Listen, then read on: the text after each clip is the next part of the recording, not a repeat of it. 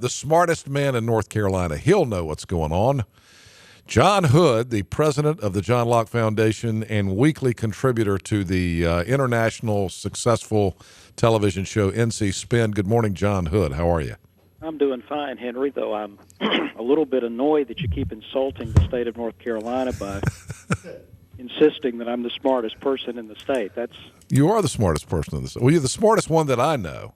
Oh, well, that's a completely different claim, and very likely. There's a lot of people that think they're smarter than you are, but I don't think it's true. What do you? Let me hear? Clarify what's happening here. Yeah, what's going on up there? The basic problem here is the legislature is working at cross purposes. On the one hand, as you may know, the entire session was staged as an audition to get a reality show.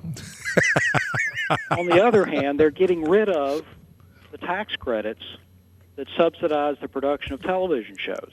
Yeah. And so that's their problem. You know, they're doing a pretty good audition, but they've chased all the businesses away by not offering welfare. So none of the networks will take the deal now because there's no incentives. You pay them. Are you like me? I mean, I just feel like this has to be something going on this week because they all want to go home so badly, but they've been, you know, with all the theatrics we've seen with the Senate getting up and walking out of meetings and the harsh comments back and forth, and now nothing. I mean, and you're probably like me. You have sources, and I've been talking to my sources this week, and I'll get a friendly text back saying, "Can't talk now. Let's talk later." That kind of thing. You know, I just think that something's up, and maybe my theory is that they found out that negotiating this in public wasn't going to work, and so now they're behind closed doors trying to fix it, or it could be just simply that the animosity is now hit DEFCON 1, and they don't like each other so much they refuse to talk to each other. Well, what do you think? There's aspects of truth to both of those points, Henry. The fact that the public negotiations really, I mean, on the one hand, you could argue that they led both sides to move closer to a deal, in the sense that after the negotiations started, the Senate pitched a plan that was closer to the House, and the House pitched a plan that was closer to the Senate. On the other hand, it did aggravate the personal and political animosities here. And that has made it difficult to get to the finish line. I also think, though, that there is and this is no great insight, I think lots of people recognize that the North Carolina Senate feels like they're in a stronger negotiating position. And here's why. They know that Tillis would like to end the session, the House Speaker would like to end the session so he could go campaign. They know that the governor would also like to end the session so he can start work on some things. And whenever the legislature goes out of town, the governor then becomes the center of attention again. The senators, on the other hand, do not fear losing control of the chamber this fall. They feel comfortable. They've raised a lot of money for the campaign already, and they just feel like they can wait it out. So that's part of the issue, is that the senators don't feel the same sense. I don't think many of them feel the same sense of urgency. Now, here's the problem with that, is I've talked to some House members and Senate members. They all want Tillis to win. I mean, these sort of more grandiose conspiracy theories about how the Senate leadership is jealous of the House leadership and they don't want Tillis to be successful. I don't believe any of that. These are Republicans who want to defeat Kay Hagan. So ultimately, that is part of a calculation on both sides. And also, the senators and the House members that I know and that my staff has talked to recognize that the differences they have now are not really fundamental, like ideological differences. They're really differences about timing, about the pace of reform, about getting the details right. And I still think that argues for the possibility of a deal soon. Because, for example, the Senate and the House disagree about Medicaid, about short-term issues and long-term issues. If the Senate, which wants to be more ambitious with Medicaid reform, is right, and I suspect they probably are, that we need to be ambitious to try to save money in Medicaid, that doesn't mean that you have to do it this year. You have to get these policies right in detail, not just in theory. And so I think ultimately you can come to a meeting of the minds about a kind of a staged approach, multi-stage approach to reform over the next several years. And you could say something similar about teacher pay, that conservatives, moderates, liberals, everybody wants to increase the average amount of teacher pay.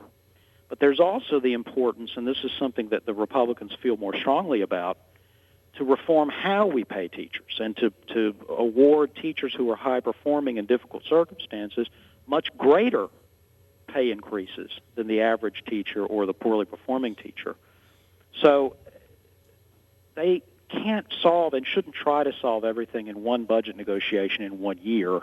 And I think that ultimately people will see that and that we will get to a deal. But I share your frustration. I was also hearing intelligence last week, this and that, back and forth, and it has gone silent. Yeah, I think everybody, maybe they all agreed. All right, let's stop talking to the media and don't talk to anybody, and let's try. Let's do it Bass Night style. Let's get in a room and get behind closed doors and hammer this thing out. But you said a lot there, and as usual, very insightful stuff. You got to start with Medicaid because that's where the money is getting sucked up. Absolutely. And so you can't do the teacher pay piece without fixing the Medicaid piece and all that, but. Let's talk about the teacher pay issue for a second because Tom Tillis made an interesting comment and observation last week.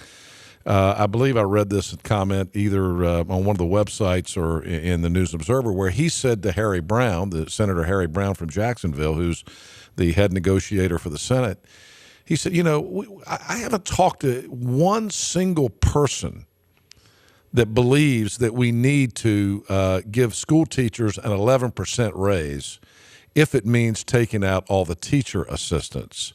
And he says, I hadn't talked to a principal, I hadn't talked to a school teacher, I hadn't talked to a superintendent, and there just isn't anybody that is taking the Senate's position on that. And so, you have to assume that they're not really that hell-bent about giving teachers an 11% pay raise.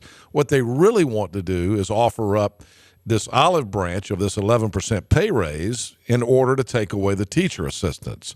Now I was listening to you on NC Spin on Sunday, and you have an interesting and you do your homework more than anybody else. You've done your homework on the teacher assistants thing. Mm-hmm. But again, why such a hard line by the Senate on these teacher assistants when nobody else seems to be on that page? Well, I think that Speaker Tillis was overstating his case a bit. I mean, there are senators who tell me that they have heard from their local teachers that they know who say, absolutely, I would rather have the pay than the assistants. I know teachers who tell me that. So I think Tillis has exaggerated his point a bit.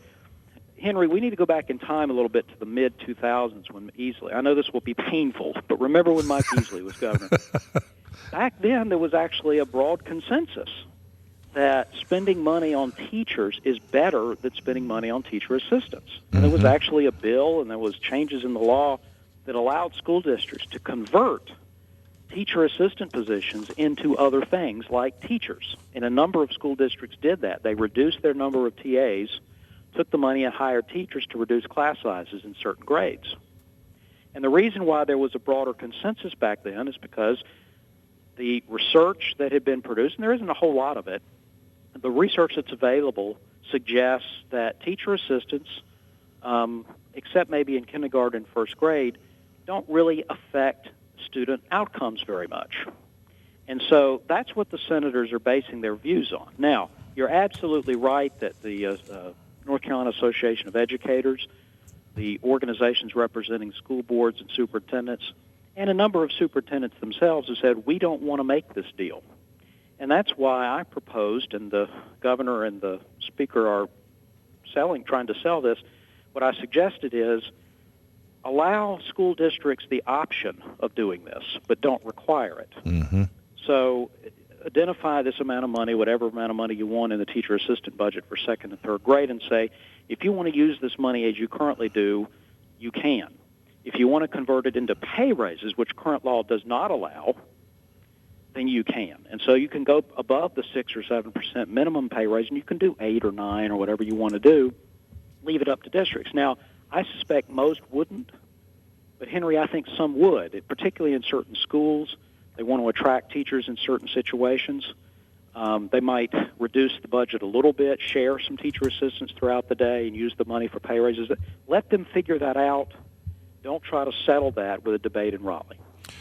You know, we need to give you the credit for that. By the way, I saw, in fact, we had Becky Gray, who is on your staff, on the show last week, and she first mentioned this idea of allowing the local school boards across the state to have the flexibility to either take the raise or the teacher assistants. Right. And she said that you had written that and it had been your idea. But it's funny, like in the next 2 or 3 days, I saw that some politicians were taking that and using Henry, it. Henry, I'm perfectly fine with that. In fact, I retract my statement. It was not my idea. It's somebody else's idea who's in a position to implement it. That's fine with me. See, once again, proving you are the smartest man in the state because you've come up with a solution that makes total sense. And people are now taking it and using it as their own idea. So. Well, we'll see if it becomes the solution. I think it is the most graceful way out of this impasse at this point. And also, Henry, the important thing to remember is conservatives, we are attempting to engineer long-term reform of government. And one of our principles ought to be devolve decision-making authority to as local an entity as possible. Because this allows different organizations, different agencies, different governments to experiment with different approaches, and we learn from the best and learn not to do those that failed. And that is a process that we ought to embrace, not just about education spending, but about a number of other issues. John Hood from the John Locke Foundation, the president of the John Locke Foundation in Raleigh. And folks, this is why you should contribute and support the John Locke Foundation because, you got guys like John Hood who really care about the state and have new ideas on how to run the state. And John, you always come up with great stuff. Now, let me ask you this. Is there any chance in your mind, the threat has been there since day one, actually since the Senate budget came out and everybody saw how radically different it was from the governor's budget and the House budgets. From that day forward, there's been a threat that, we've got a 2-year budget. We really don't have, the short session is for tweaking the budget. We really don't have to do anything. If we can't get an agreement, we'll just go home. Of course, it doesn't seem rational at this point because then you'd be leaving things undone like teacher pay. You'd be leaving undone the question about new regulations for coal ash, which has become a big issue, of course, since the coal ash spill in the western part of the state, the Dan River. The film incentives issue, which people down in Wilmington are very worried about. The medical school funding issue, which people here in Greenville are very worried about. The autism bill, which people with children who have autism are very worried about. I mean, no one's going to be happy if that happens, but the threat still lingers. Do you think there's any chance that they would just hit such an impasse, which it seems like they might, and they would just go home and do nothing? Well, I'm not sure they would go home and take no action on anything. They might resolve some of the other issues you mentioned that are resolvable without a budget deal. Initially, senators were saying that, we do have a 2-year budget. We could just go home, and House members were saying, we can't do that. Interestingly, Henry, in the last few days, I've seen the roles reverse, where Senate Leader Phil Berger said, no, we really have to get the teacher pay raise done. We have to get this done. And I saw some House leaders say, we could go home. So it's a little bit hard to track this, but my view is it is unlikely they will do that. And frankly, if they adjourned and didn't have a budget adjustment, I think the governor would call them back to special session. Within a couple of weeks. I remember this happened. I think it was in 1996. It was a Republican state house, a Democratic state senate. They couldn't get together on a budget. It was the second year of the biennium. They just said, we got a budget, we'll go home. Then Governor Jim Hunt let them cool off for about 2.5 weeks. And then he called them back into session, and they worked it out. The problem with that theory, I've heard that thrown out there. Somebody said, well, if they go home, a little bit more theater, and then McCrory will call them back, and they'll deal with the teacher pay issue. But, today's July 23rd. School starts in a month. Yes. So how do superintendents do their budgets? How do they would base it on the current plan and Yeah. then they could adjust it. I mean, the numbers are going to go up; they wouldn't go down. Yeah. It's not like you would have to make a budget, then suddenly you've got budget cuts. It would be the other way around. I don't think this is a good scenario. I just think that it is a possible scenario. I've seen it happen before, and back then, by the way, in '96, school year operated in a similar way, and it did delay the budget deal into September, I think, or late Yeah. August. So it's not like it's